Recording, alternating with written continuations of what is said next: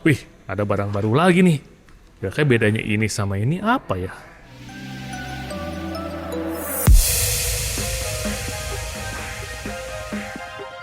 Oke, listener, di video kali ini kita akan membahas mengenai masa pengereman ya Kang Anto ya. Iya. Terutama di ini nih, di sped dan si bagian kalipernya. Karena masih banyak listener menanyakan mengenai ini nih, Kang. Sebenarnya kayak ini bedanya apa sih antara yang seramik dengan yang sintered ya, seperti ini. Lalu misalnya yang di kalipernya itu adalah apa nih bedanya antara aksial radial, udah gitu misalnya bedanya lagi antara yang pitch 100 dengan 108. Atau misalnya apa sih arti dari 2P atau 4P?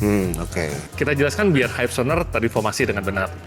Oke, jadi kita mulai dari mana nih, Om? Ya kayaknya di sped dulu aja ya, Oke. biar dari awal nih. Ini kalau kita lihat ini display berarti ini display yang terbaru dari TDR ya. Ya. Kalau kita lihat secara nama ini adalah Ultra Ceramic Brake Pad dari TDR. Yang membuatnya dia istimewa adalah kita balik ke kategori ya. Jadi kanvas rem itu intinya ada dua kategori, metalik dan non metalik.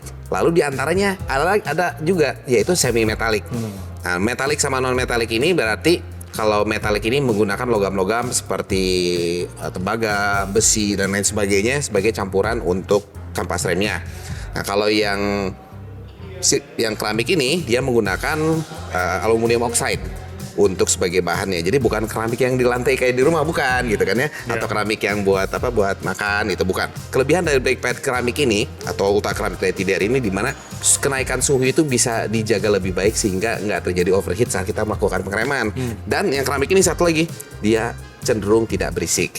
Kalau untuk yang sintered ini dikatakan full metallic. Di antara kedua ini, mana sih yang lebih pakem? Jelas yang ini, yang sintered. Tapi yang sintered ini kecenderungannya kalau untuk harian ya masih bisa-bisa aja.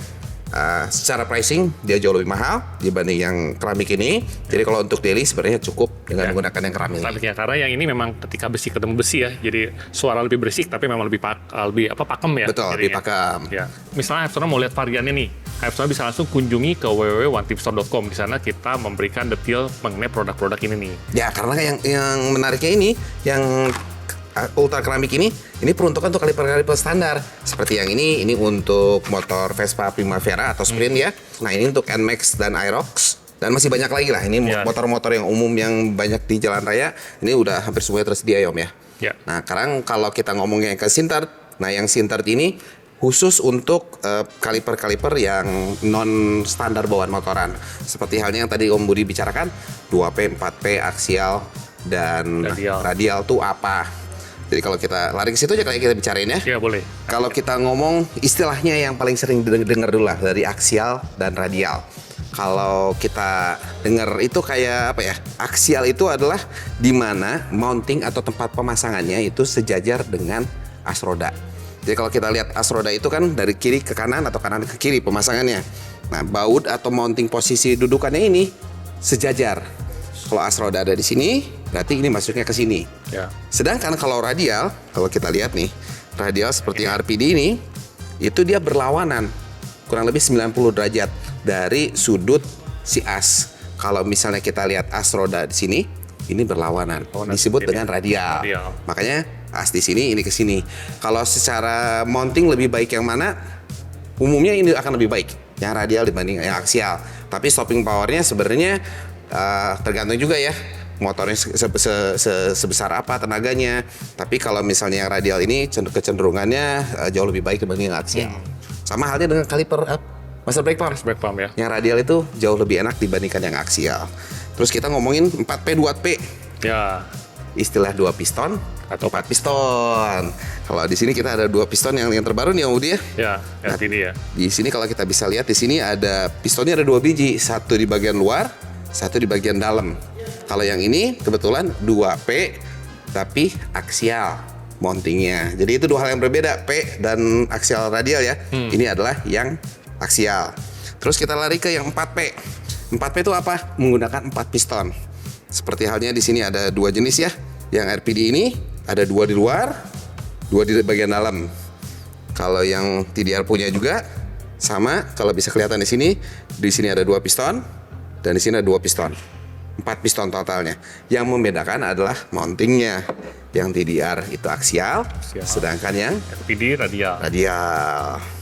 Terus angka keramat nih ya. 108 sama 100. Sebenarnya itu pitch ya. Pitch Pitch antara itu jarak jarak antar dudukan untuk si kaliper radial. Jadi kalau misalnya saya punya, ini saya bantu dengan jangka sorong ya. jangka sorong atau sigmat atau kaliper. Ini kalau misalnya kita nyalain, kita ukur yang ini ya. Ini pitch 100. Kalau misalnya kita ukur, heroin dulu. Ya. Saya ukur di sini sebentar. Nah, kalau kita ukur jaraknya antar dudukannya, kita dapat 100. Jarak antar asnya 100 mm atau 10 cm. Lalu kalau yang 108 gimana? Sama. Bedanya adalah jarak antar asnya adalah 108 mm atau 10,8 mm. Dudukannya kayak gimana? Ada, tapi sebelum ini Kang, Ya. ini harus dijelaskan dulu, takutnya ada hype sonar juga yang tadi nggak merhatiin videonya alias di skip nih. Bahwa kan kayak nanti ada yang juga yang menggurui nih, bahwa ini kok Kang Antung ngukurnya tadi kok dari luar. Oh, nih. oke. Ini cara menggunakan tools kalau gitu ya. Iya. Sekali dibanting, takutnya nanti rame nih. Kalau ya Hypesoners menggunakan kaliper digital seperti ini kan ada satu fitur di sini zero. Nah, zero ini adalah untuk mengenolkan. Mengenolkan itu ada misalnya kalau kita nyalain ternyata dia posisinya nggak nol, ini kita nolin. Atau saat kita mau mengukur jarak seperti dari kaliper ini. Kita kalau buat mengukur antar as ini kan susah. Tapi yang bisa kita lakukan adalah mengukur ujung sama ujung, lalu kita kurangin asnya ini. Caranya menggunakannya adalah kita masukin ke sini, kita ukur ukuran diameter asnya, lalu sama kita dinolkan menjadi 0 tadi, jadi 0. Dari situ baru kita tarik ke sini. Akhirnya kita mendapatkan angka 100 tadi. kurang lebih 100 ya. Ya. Tadi saya agak ngasah kurang lebih 100. Jadi kalau misalnya nanti tadi mengukur udah ujung ke ujungnya 100, enggak.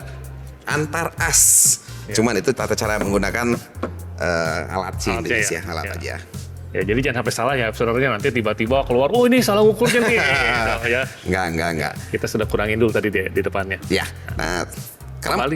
Apaan? Ini kembali ke posisi pitch yang 100 sama 108 ya? ya. Nah, kebetulan RPD ini kalau nggak salah kemarin juga baru saja keluar ya. Ya. Bottom shock untuk yang 108 yang radial sama kalau yang dulu adalah yang 100.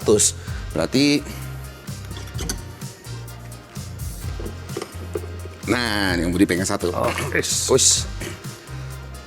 Nah, kalau kita lihat samping itu kurang lebih sama. Dari depan gini ya. Ada gini Cuma ya, kalau kita sama geser ya. ke samping sini, jarak antar asnya ini lebih jauh yang ini. Kelihatan kali ya di kamera ya. Nah, kalau ini adalah yang 108. Balik dulu ke yang 100 nih.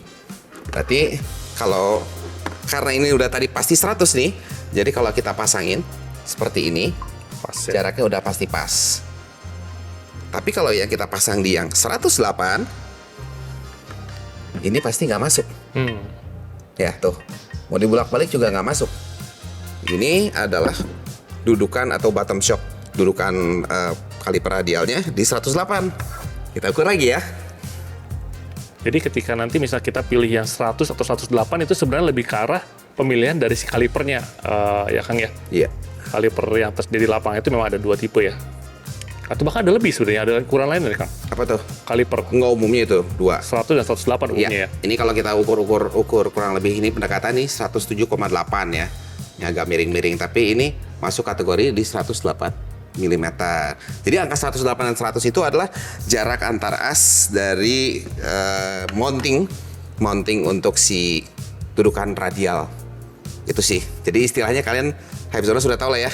4P, 2P, radial, aksial, harusnya nggak jadi permasalahan. Dan kanvas rem ada yang sintered, yaitu full metallic dan semi metallic yang keramik yang terbaru dari TDR ini. Dan khususnya ini digunakan untuk motor-motor dengan kaliper OEM atau bawaan pabrikan. Nah, ada lagi sebenarnya Kang. Apa tuh? Kita bahas kaliper itu kan di kaliper sendiri ada yang pistonnya, setahu saya kan ada satu sisi, ada yang di dua sisi, ada yang fix, ada yang ini ya kalau nggak salah ya. Oh ya, itu sih balik lagi kalau yang bawaan pabrikan itu rata-rata andaikan satu piston atau 2 piston itu sama-sama di satu sisi karena menggunakan slider. Jadi slider tuh kalau kita lihat misalnya 2P yang di motor ya, ini hanya di sebelah sini aja. Tapi di sini nanti ada pen. Nah, pen ini keluar masuk. saat kita ngerem karena pistonnya mendorong, lama-kelamaan kan pas remnya habis nih kan. Jadi dia tuh akan bergeser. Bisa dikatakan itulah floating. Floatingnya karena apa? Karena dia nggak fix, nggak diem. Kalau ini posisinya saat kita terpasang di sini, diam, kalipernya itu tidak akan terjadi pergerakan sama sekali. Terjadi pergerakan hanya di pistonnya. Sedangkan yang OEM yang tipenya floating itu adalah di mana pistonnya bergerak dan kalipernya pun ikut bergerak. Oke, jadi lebih terinformasi nih. Ya. Ya. Jadi kan nanti Hype Saudara masih punya pertanyaan nih, Ya. bisa langsung WhatsApp ya Kang ya? Oh, bisa WhatsApp langsung ke teman-teman di sini di TTC di 0813 1970 2000. Atau jika misalnya mau tulis komen juga di video ini masih bisa nih. Ya betul, Biar- karena ya, sebenarnya kita di sini buat video itu salah satunya adalah untuk sharing apa yang kita ketahui atau experience kami, di mana kalau misalnya Hypezoner punya pertanyaan atau punya ide konten gitu ya, ini bisa membantu bukan hanya kita tapi membantu menjawab kepenasaran dari Hypezoner. Ya, jadi tinggal tulis di kolom komentar kira-kira mau bahas apa lagi nih. Ya, jadi bisa masukkan buat kita juga untuk pembahasan di video selanjutnya. Oke. Oke, ada apa lagi Kang? Udah begitu aja kayaknya Begitu sementara waktu. Kalau untuk di putaran sini, kalau kita mau ngobrol panjang lebar bisa, tapi takutnya nanti jadi agak rancu konten videonya Om ya. Oke, gitu aja. Jangan lupa untuk like, share, dan subscribe. Tonton video kita selanjutnya.